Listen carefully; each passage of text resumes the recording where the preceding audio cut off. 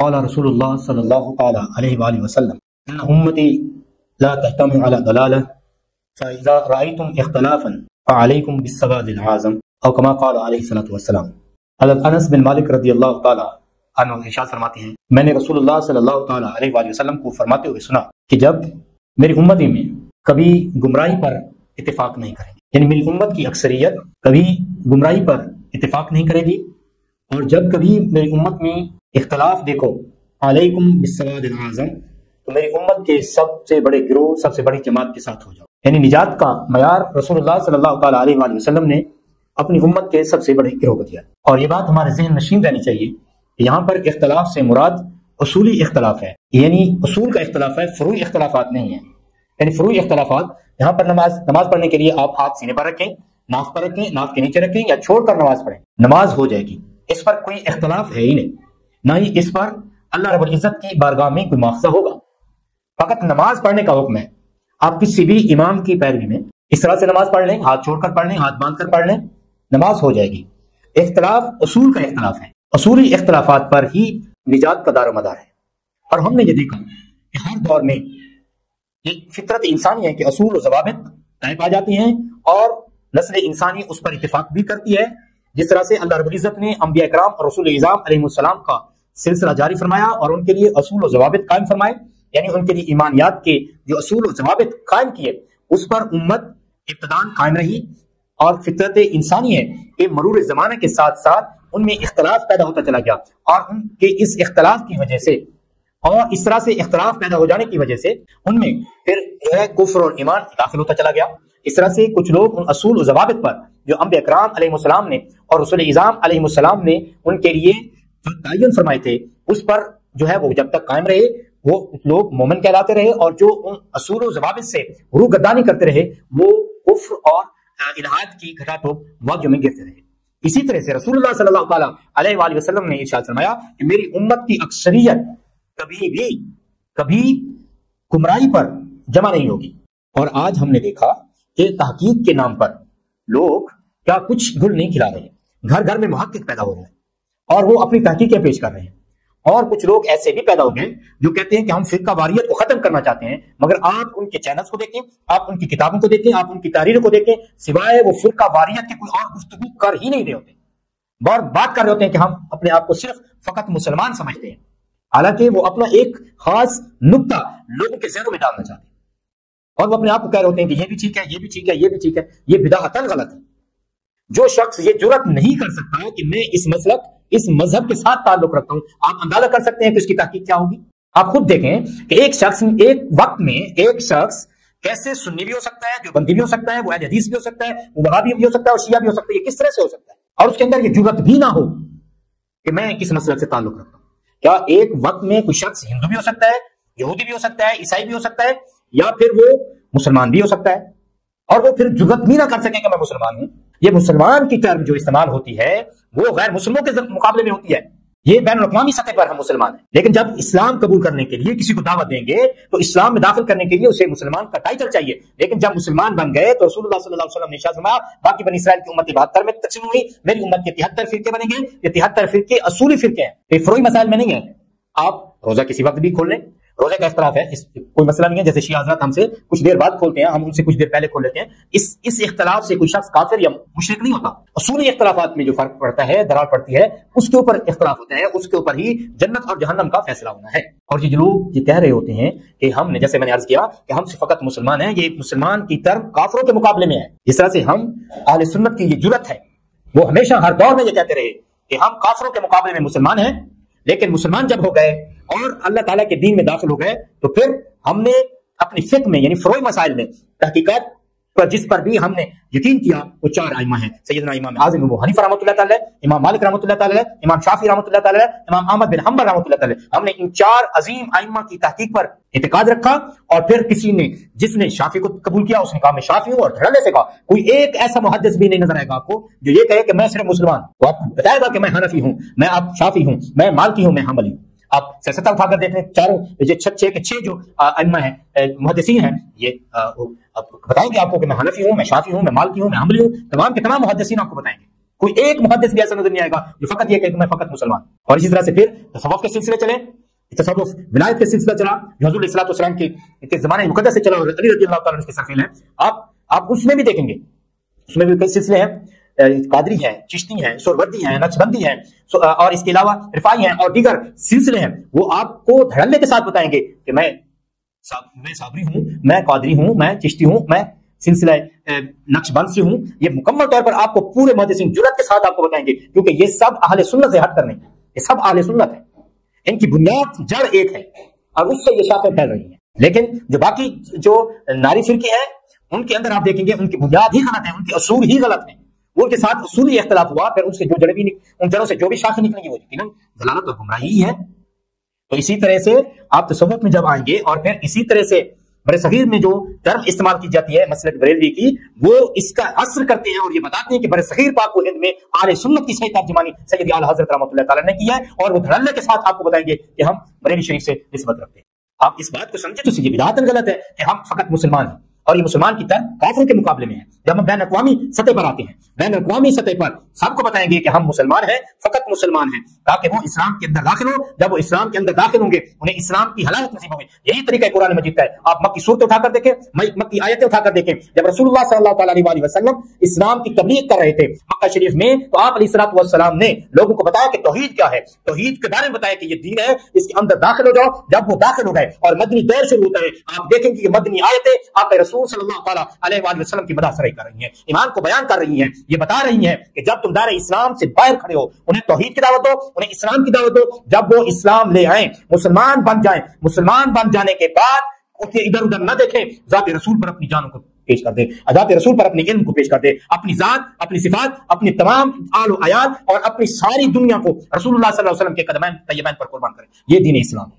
ये ईमान है, ये इस्लाम है। और आज आपने देखा सहाबा इकराम रिज़वानुल्लाहि तआला अजमईन जब इस्लाम में दाखिल हुए थे, वो तौहीद को देकर दाखिल हुए। जब इस्लाम में दाखिल हो चुके, ईमान ला चुके, तो उन्हें पता चला ईमान फकत इत्तिबाए रसूल का नाम है। जिसको रसूल तौहीद कहेगा वो तौहीद करा पाएगी, जिसको रसूल शिर्क फरमाएंगे वो शिर्क करा पाएगी। इस तरह से बहुत सारे बुनियादी अकायद रसूल सल्लल्लाहु अलैहि वसल्लम के नुत्क़ पर मौजूद है, ज़ात रसूल के साथ वाबस्ता है। ये कुरान भी कुरान इसलिए है कि ये नुत्क़ रसूल है, हुज़ूर अलैहि सल्लम फरमाया ये वही इलाही है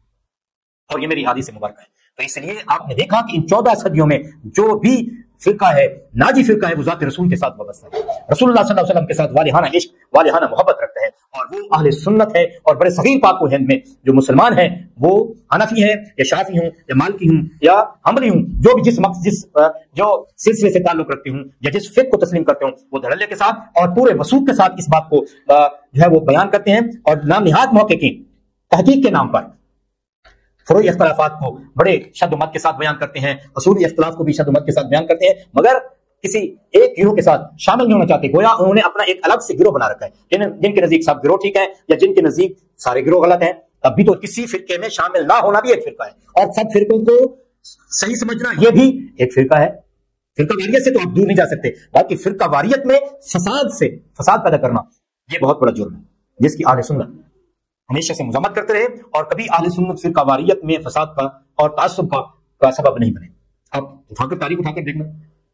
हम यहूदियों के साथ रहे, हम ईसाइयों के साथ रहे,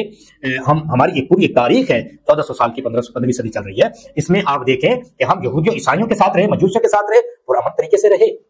बाकी जो हमारे साथ उसूली इख्तिलाफ करते हैं 72 फिरके, उससे हमें कोई गर्ज नहीं है, हम उनके साथ भी इत्तेफाक करते, आज से रहे। हिंदू मुस्लिम फसादात हुए, सब जानते हैं उनकी वजूहात क्या है। ईसाइयों और मुसलमानों के दरमियान फसादात हुए मुल्क के अंदर या शहर के अंदर या गांव के अंदर, उसके वजूहात सबब क्या हैं वो भी सबके सामने है। लेकिन अपने आप को सही मानों में अपने मजहब को, अपने मसलक को पेश करना, यह हर शख्स का बुनियादी हक है। इसको छुपाकर फिर अंदर से कुतरते चले जाना, यह किसी सूरत में जायज नहीं है। ये ख्वाहिश नफसानी की जो है अलामत है कि अगर आपको किसी मसलक की कोई बात आपको अच्छी लगी, आपके मतलब लगी, आपने कहा यह ठीक है। अब किसी मसलक की जो बात बुरी लगी उसको आपने छोड़ दिया। ये तो आप दीन की पैरवी नहीं कर रहे, ये तो आप अपनी ख्वाहिश नफ्स की पैरवी में मुब्तला हैं और नाम दे रहे हैं इसको तहकीक का। मिसाल के तौर पर बहुत सारे लोग ऐसे हैं, सारी जिंदगी वो हनफी रहा, मगर गलती से गुस्से में आकर अपनी बीवी को एक ही नशिस्त में 3 तलाकें दे बैठा,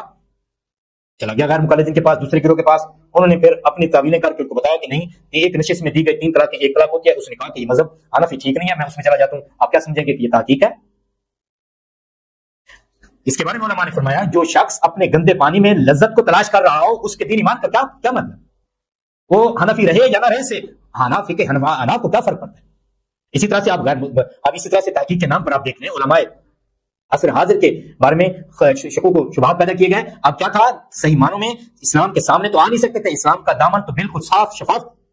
پھر انہوں نے کیا کیا؟ علماء اسلام پر، علماء حق پر طعن و تشنیع شروع کر دی تحقیق کے نام پر. اب آپ نے یہ دیکھا یہ سلسلہ تحقیق کے نام پر تابعین تک پہنچا، پھر تابعین پر جینا بھرا، صحابہ تک پہنچ گیا، اور پھر صحابہ کی تفضیل ان کی فضیلت ایک دوسرے پر دینے لگے اور تفرقہ بازی شروع ہو گئی اور اس کو تحقیق کا نام دیا. اور پھر کیا ہوا؟ نوجوان نسل کا کیا بنا؟ اس کا ذمہ دار کون ہے جس کے اندر آپ یہ جرت بھی پیدا نہ کر سکے کہ آپ حنفی ہو، آپ شافی ہو، آپ مالکی ہو، آپ چشتی ہو، صابری ہو، آپ قادری ہو، کوئی جرت بھی پیدا نہ کر سکے، جو تحقیق یہ جرت پیدا نہ کر سکے، اس تحقیق کا فائدہ کیا ہے؟ اور یہ تحقیق کرتے کرتے آپ اصحاب رسول تک جا پہنچے اور ان کے درمیان کسی کو غاصب، کسی کو منافق، کسی کو کیا کچھ آپ نے نہیں کہا تحقیق کے نام پر، اور یہ فتویٰ جاری کر دیا کہ جو شخص تحقیق کے نام پر کسی بھی صحابی کو کافر کہہ دے، منافق کہہ دے، وہ شخص مسلمان رہتا ہے اور وہ اس کے مسلمان میں اور وہ فاسق نہیں ہوتا. اس طرح کی باتیں کر رہے ہیں تحقیق کے نام پر. اور پھر کیا ہوا؟ اس کا نتیجہ کیا نکلا؟ یہ چند صدیوں میں یہ چیزیں ہو رہی ہیں اور اہل سنت اپنے ممبروں پر بیٹھ کر، اب سوشل میڈیا پر آ کر بیٹھ کر پورے دھڑلے کے ساتھ کہہ رہے ہیں کہ ہم کافروں کے مقابلے میں مسلمان ہیں، اور فقہ میں فروعی مسائل میں ہم حنفی ہیں یا شافعی ہیں یا مالکی ہیں یا حنبلی ہیں، اور تصوف کے میدان میں ہم یا صابری ہیں یا قادری ہیں یا چشتی ہیں، سہروردی ہیں، نقشبندی ہیں، دھڑلے کے ساتھ کہہ رہے ہیں. اور برصغیر میں ہم پورے وثوق سے کہتے ہیں کہ ہم مسلک کے بریلوی سے تعلق ہے. یہ ہم نے صبح اٹھ کر ایسے نہیں کہہ دیا، ہمارے پاس تحقیق ہے، ہمارے علماء کا سایہ ہمارے سروں پر سلامت ہے. یہ عام انسانوں کے لیے ہے کہ وہ اپنے ان علماء کے ساتھ سواد اعظم کے ساتھ منسلک رہیں، اور سواد اعظم اہل سنت ہے. یہ بریلوی بھی ہوں، یہ شافی ہوں، مالکی ہوں، یا فقہ میں حنفی ہوں، شافی ہوں، یہ سب اہل سنت کے مسلک کے حق اہل سنت کی شاخیں، اور یہ ایک ہی جماعت ہے. یہ کوئی فرقہ نہیں ہے، یہ مختلف فرقے نہیں ہے، یہ ایک ہی جماعت ہے. اب اسی طرح سے جب یہ صحابہ تک بات پہنچی تحقیق کے نام پر ان لوگوں نے کی، یہ تو مرنے کے بعد ان کو پتا چلے گا کہ یہ زمین پر اپنی زندگی میں کیا گل کھلا کر آئے ہیں. اب صحابہ کی ذات پر متنازع بنایا، اور یہ نوجوان شخص، یہ نوجوان نسل تباہی کے اس دہانے پر پہنچی کہ اپنے محسنین صحابہ کرام اہل بیت اطہار کو متنازع فی شخصیات بنا دیا. تو پھر ان کو انتشار میں اور ان کے ذہنوں میں یہ غلط تحقیقیں اپنی گھسیڑی، اور پھر وہ گمراہ ہوئے. ان کا وبال بھی ان کے سروں پر ہے. اور پھر کیا ہوا؟ پھر اس طرح سے جو دین ہمیں صحابہ اور اہل بیت سے نصیب ہوا تھا، ان کی بنیاد تو وہی تھے جنہوں نے ہمیں قرآن دیا، جنہوں نے ہمیں آقا علیہ السلام کی احادیث مبارکہ پہنچائی. اب ان کی ذوات مقدسات اور ان کے مشجرات کو سوشل میڈیا پر آ کر بیان کیا گیا، اور پھر یہ تحقیق کے نام پر کیا گیا، اور مسلم امت کو اور نوجوان نسل کو تباہی کے اس دہانے پر لا کر کھڑا کر دیا کہ وہ اپنے محسنین کے بارے میں بکواسات اور خرافات بکنے لگ گئے. اور پھر یہاں تک بات نہ رکی، کیونکہ یہ صحابہ جن اسلام پر اپنی جانیں، اپنے مال اور اولاد کو قربان کرنے والے تھے، ان کے توسل سے ہی تو یہ ہمیں دین نصیب ہوا. جب ان کے ذہنوں میں ان کی شخصیات نہ رہی، ان کے تقدس قائم نہ رہا، تو پھر انہوں نے احادیث مبارکہ کا انکار کر دیا. وہ ذات رسول تک جا پہنچے اور انہوں نے کہا کہ رسول اللہ صلی اللہ علیہ وسلم نے قرآن مجید کی جو تفسیر بیان کی اپنی احادیث کی شکل میں، یہ اس زمانے کے لیے خاص ہے. ہم رسول اللہ صلی اللہ علیہ وسلم کی احادیث مبارکہ کے قائل نہیں ہے، تو اس میں راوی فلاں ہے اور یہ ایسا شخص ہے، اس میں راوی فلاں ہے یہ ایسا شخص ہے، یہ راوی فلاں ہے ایسا شخص ہے. اور ان روات میں آپ دیکھ لیں کہ اس میں صحابہ ہیں، تابعین ہیں، اور ان کے بارے میں ان کی خرافات آپ سن لیں، آپ ان کی باتیں سن لیں. تحقیق کے نام پر امت مسلمہ کی نوجوان نسل کو کس طرح سے تباہ کیا گیا، اور ان کے اندر یہ جرات بھی پیدا نہ کی جا سکی کہ وہ کس مسلک سے تعلق رکھتے ہیں، وہ کس مذہب سے تعلق رکھتے ہیں. وہ جو ٹرم مسلمان کی ٹرم ہم یہود و نصارہ کے لیے استعمال کرتے تھے، وہ ٹرم ہمارے اس امت میں شامل کر دی گئی. میں نے آپ کو عرض کیا کہ آپ سیاستہ کے محدثین کو دیکھ لیں، کوئی ایک ایسا محدث بھی آپ کو نہیں ملے گا جو یہ کہے کہ میں حنفی نہیں ہوں، جس کے بارے میں یہ دعویٰ نہ کیا گیا ہو کہ وہ حنفی نہیں ہے یا شافی نہیں ہے یا مالکی نہیں ہے یا حنبلی نہیں ہے. اس طرح سے آپ تصوف میں جتنے مقدس ہستیوں کو آپ دیکھتے ہیں، ان میں بھی آپ کو نظر آئیں گے، ان میں بھی آپ کو نظر آئیں گے کہ وہ تصوف میں کس شیخ سے متاثر ہے. واضح طور پر آپ کو نظر آئے گا، اور ان کی تحریریں آپ پڑھ کر دیکھ لیں، ان کی کتب و تصانیف پڑھ کر دیکھ، آپ کو واضح طور پر ملے گا وہ پورے دھڑلے کے ساتھ، پورے جان فشانی کے ساتھ اپنے شیخ کے ساتھ کھڑے. اب یہ بات یہاں تک پہنچی تو پھر رسول اللہ صلی اللہ علیہ وسلم تک جا پہنچی، اور لوگوں نے رسول اللہ صلی اللہ تعالیٰ علیہ وآلہ وسلم کی ذات کی احادیث مبارکہ سے انکار کر دیا، جیسے فتنہ انکار حدیث پیدا. وہ لوگ حدیث رسول کو تسلیم ہی نہیں کرتے، وہ فقط قرآن کی بات کرتے ہیں. اور جو شخص رسول کے دامن کو چھوڑ کر قرآن پڑھے گا، اس کو کیا قرآن سمجھ آئے گا؟ اس کو کیا قرآن سمجھ آئے گا؟ اس لیے باطل فرقے پیدا ہوتے رہے، اور پھر یہاں تک بات نہ رکی. ایسے لوگ پیدا ہوئے تحقیق کے نام پر، ایسے بد دماغ ہوئے کہ انہوں نے اپنی نبوت کا دعویٰ بھی کر دیا.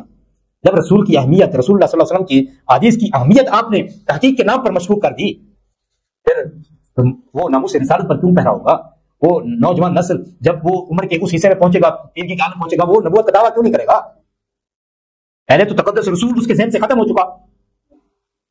پھر اس نے دیکھا کہ یہ صحابہ اہل بیت ہماری وراثت ہے، میں ان سے زیادہ علم رکھتا ہوں، میرے پاس سائنس کا علم بھی ہے، میرے پاس اس چیز کا علم بھی ہے، میں تو یہ بھی جانتا ہوں، میں تو یہ بھی جانتا ہوں، اور پھر اس نے نبوت کا دعویٰ کر دیا، رسالت کا دعویٰ کر دیا، اور یہ ہوتا رہے گا اگر اس طرح سے یہ سلسلہ جاری رہا اور ہم اپنے لوگوں میں، اپنے نوجوان نسل میں یہ جرات پیدا نہ کر سکے کہ وہ اپنے مسئلہ کو بیان کر سکیں، یہ بدعت غلط ہے۔ ایک شخص میں ایک وقت میں ایک شخص کیسے سنی بھی ہو، دیوبندی بھی ہو، وہابی بھی ہو، شیعہ بھی ہو، کیسے ممکن ہے؟ اور اس کے اندر یہ جرات بھی نہ ہو کہ وہ اپنے آپ کو بیان کر سکے۔ یہ باتیں درد دل کے ساتھ میں آپ کی خدمت میں عرض کر رہا ہوں، اور اب آپ یہ دیکھیں، آپ کہیں گے کہ ہم کس کس کو دیکھیں، یہ بھی ایک حوصلہ ہی ہے، اس کے اندر اس سوال کے پیچھے بھی کوئی حقیقت نہیں ہے۔ کیا آپ کے والد گرامی یا والدہ صاحبہ یا آپ کا کوئی عزیز بیمار ہو اور اس کی آنکھ کا مسئلہ ہو، آپ اس کو کارڈیولوجسٹ کے پاس لے کے جاتے ہیں یا ریالوجسٹ کے پاس لے کے جاتے ہیں؟ دل کا مسئلہ ہو، کیا ہم اس کو آئی اسپیشلسٹ کے پاس لے کے جائیں گے؟ یہ تو ہمیں پتہ چل جاتا ہے، اور ہم جو ہے اتنا بھی سرچ کر لیتے ہیں کہ پوری، اگر ہمارے پاس وسائل ہو ہم یہ بھی سرچ کر لیتے ہیں کہ دنیا میں سب سے بہترین آئی اسپیشلسٹ کہاں پر ہے، سب سے بہترین کارڈیولوجسٹ کہاں پر ہے، تو ہم اس ملک پر جانے کے لیے بھی تیار ہو جاتے ہیں۔ یہ پتہ چل گیا ہمیں، تو ہمیں پتہ نہ چل سکا کہ مسئلہ کے حق اہل سنت کیا ہے، مسئلہ کے حق کون سا ہے، یہ ہم تحقیق نہ کر سکے۔ ہم نے دوسرے میدانوں میں پی ایچ ڈی کر کے ان کو بھی پڑھایا، جن کا یہ سبجیکٹ تھا ان کو بھی پڑھایا، لیکن ہم دین کے معاملے میں نماز جنازہ بھی نہ سیکھ سکے،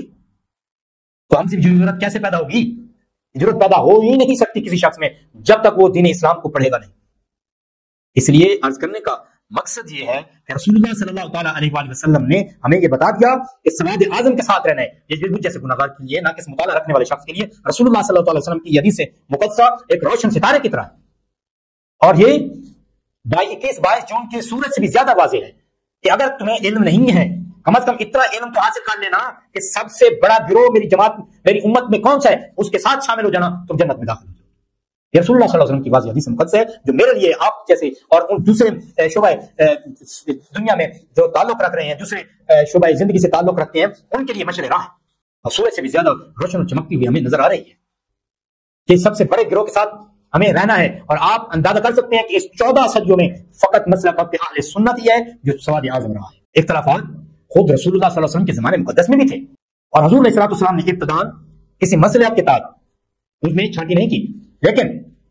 آپ صلی اللہ تعالیٰ علیہ وآلہ وسلم نے پھر بتایا۔ اس وقت 2 گروہ تھے، قرآن پاک نے بھی اس کی نشاندہی کی ہے، ایک خالصتاً مومن تھے، دوسرے منافقین تھے جو اپنے آپ کو مومن ظاہر کرتے تھے، حقیقتاً وہ مومن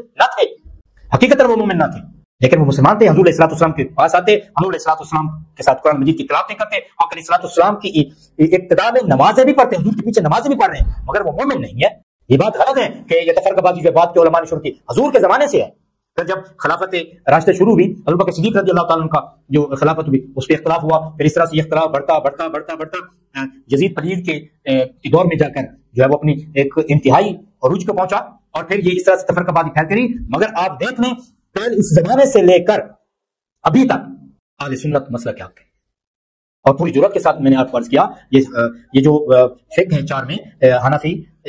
مالکی، شافعی، حنبلی، یہ بھی اہل سنت ہی ہیں۔ اور جو آپ رفدین کریں نہ کریں، آپ روزہ فقہ شافعی کے مطابق کھولیں، کوئی مسئلہ نہیں ہے، آپ فقہ حنفی کے مطابق کھولیں، کوئی مسئلہ نہیں ہے، آپ فقہ شافعی کو ہم کریں۔ اسی طرح سے پھر کیا ہوا، جب دامن رسول تک یہ بات پہنچی، پھر فتنہ انکار حدیث جیسے میں عرض کر رہا تھا یہ ہوا، اور لوگ اس طرح پہنچے، تو پھر آگے اس کے بعد کیا تھا، جب دامن رسول کسی امت سے چھوٹ جاتا ہے تو الحاد، بد مذہبی، شرک اس کا مقدر بن جایا کرتی ہے۔ اور ہم نے یہ دیکھا، یہ نوجوان شخص جو تحقیق کے نام پر ان سوشل میڈیا کے نام نہاد یوٹیوبروں اور ٹک ٹاکرز اور دوسرے لوگوں کی ہتھے چڑھے، اور انہوں نے اکیڈمیز بنائی اور اس میں ان لوگ نوجوان نسل کو گمراہ کیا۔ اب وہ جوان 2-3 سال ان کی باتیں سنتا رہا، اور وہ اس نیچ پر پہنچا کہ اس کے دل میں رسول کی محبت ختم ہوئی، اور وہ فتنہ انکار حدیث میں مبتلا ہوا، اور پھر اگلی منزل الحاد تھی، ایتھیسٹ تھا،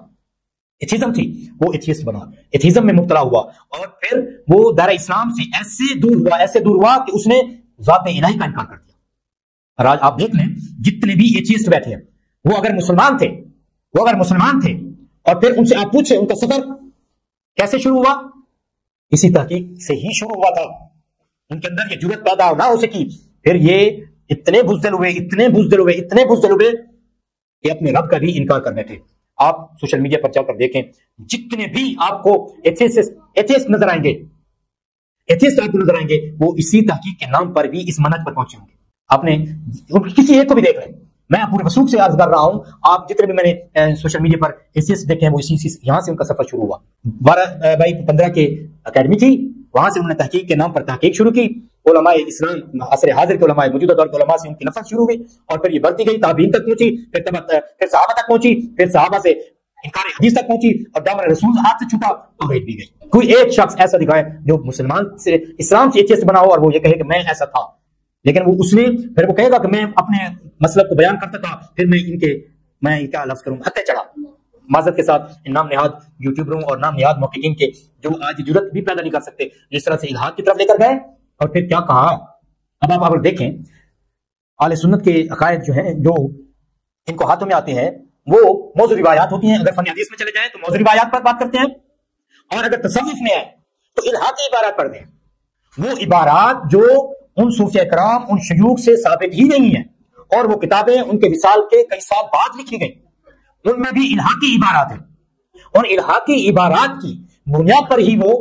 مسلک اہل سنت پر کیچڑ اچالتے ہیں۔ اسی میں چشتی رسول اللہ الہاقی عبارت ہے، یہ خواجہ اجمیر رحمۃ اللہ تعالی علیہ سے ثابت ہی نہیں ہے، اگر ثابت ہو بھی جائے بالفرض، اگر کوئی ہم اپنا دل بہت وسیع رکھتے ہیں اور اس کا اگر ثابت بھی اگر آپ مانتے ہیں بالفرض ہم مان لیں، تب بھی ہمارے علماء نے اس کا جواب دیا ہے، مگر یہ ایسے خبیث الفطرت انسان ہیں کہ ان کو سمجھ نہیں آتی، لیکن وہ جواب سن کر بھی اس پر نہ ایمان لاتے ہیں نہ اس بات کو سمجھتے ہیں، پھر بھی پروپیگنڈا کیے جا رہے ہیں۔ اللہ تعالیٰ اپنے نبی علیہ الصلوۃ والسلام کے صدقے ہمیں صحیح معنوں میں مسلک اہل سنت کی پہچان عطا فرمائے۔ تو عرض کرنے کا مقصد یہ ہے، یہ مسلمان کی اصطلاح یہود و نصارہ اور کافروں کے مقابلے میں ہے، اور فقہ میں ہماری جو ہے وہ حنفی، شافعی یا مالکی ہیں۔ جیسے میں نے عرض کیا کہ میں ایک وقت میں کیسے سنی ہو سکتا ہوں، کیسے شیعہ ہو سکتا ہوں، یا ایک وقت میں کیسے حنفی، شافعی یا مالکی، ایک ہی وقت میں حنبلی کیسے ہو سکتا ہوں، ایک ہی وقت میں ایک ہی ہو سکتا ہوں اور میں حنفی ہوں۔ اسی طرح سے سلسلوں میں چلے جائیں تو بڑے دھڑے سے ہم لوگوں کو بتاتے ہیں کہ ہم سلسلہ چشتیہ سے وابستہ ہیں، تو یہ جرات ہونی چاہیے، تحقیق ہے ہماری اس کے اوپر، اور اس کے اوپر کئی صدیوں سے کام ہوا ہے، اور اس پر علماء اسلام کام کر چکے ہیں، اور انہوں نے اس میں اپنے آپ کو اس پر فخر محسوس کیا ہے۔ اور یہ نام نہاد یوٹیوبرز آ کر یہ بات کرتے ہیں، جب ان سے کہا جائے کہ آپ لائیو سیشن میں آ جائیں کسی عالم دین، اب علماء اہل سنت کی لائیو سیشن چلتے ہیں، ان کو جرات ہی نہیں ہوتی کہ اس میں انٹر ہوں اور ان کے روم میں جا کر یہ بات کر سکیں، لائیو سیشن میں جا کر بات کر سکیں، سوال پیش کر سکیں، یا کسی سوال کا جواب دے سکیں۔ اگر چل جائے گا نا کہ کس طرح سے علم کس کے پاس ہے، محض پروپیگنڈا کرتے جانا اور اتنے دھڑلے سے جھوٹ بولنا، اور ایک ایک حدیث پر کئی جھوٹ بولتے ہیں، کئی حدیث جھوٹ بولتے ہیں۔ میں یہاں پر مفتی علی نواز جو ہے دامت برکاتہم العالیہ کو ماشاءاللہ وہ ڈاکٹر بھی ہیں، انہوں نے پی ایچ ڈی بھی کر لی، ماشاءاللہ میں مبارکباد پیش کرتا ہوں۔ انہوں نے مرزا جونیئر یعنی مرزا محمد علی پر انہوں نے وہ حدیث پڑھ رہا ہے، اور لوگوں کو اتنے دھڑلے سے جھوٹ بولے جا رہے ہیں، ایک ہی حدیث پر کئی جھوٹ۔ کیا آپ اندازہ کر سکتے ہیں یہ لوگ یہ تحقیق پر کام کریں گے؟ اسی طرح سے ایک شخص مفتی کامران شہزاد ہے، وہ بھی پتہ نہیں کیا کیا باتیں کرتا رہتا ہے، اور مفتی مبشر رضا قادری شاہ صاحب دامت برکاتہم العالیہ نے بھی اس کے اوپر جو ہے اس کا صحیح معلوم ہے اس کی کلاس لی ہے، اور بتایا کہ یہ تو مصنفین کے نام نہیں پڑھ سکتا، اور وہ سیدنا امام بخاری رحمۃ اللہ تعالی پر گفتگو کر رہا ہے اور ان کی تنقید کر رہا ہے، ان کی بخاری شریف پر جو ہے وہ اعتراض وارد کر رہا ہے۔ آپ اندازہ کر سکتے ہیں۔ باقی جب سیدنا امام بخاری رحمۃ اللہ تعالی جو محدثین کے سرخیل ہیں ان کے بارے میں یہ بات کر رہا ہو، آپ اندازہ کر سکتے ہیں باقی محدثین ان کی تحقیق کرتے ہوئے اس میں کیا گول نہیں کھلائے ہوں گے۔ اللہ تعالیٰ ہمیں ان فتنہ باز لوگوں سے محفوظ فرمائے، اور ہمیں مسلک اہل سنت پر استقامت نصیب فرمائے۔ پیام عشق رسول ہے جہاں تک پہنچے۔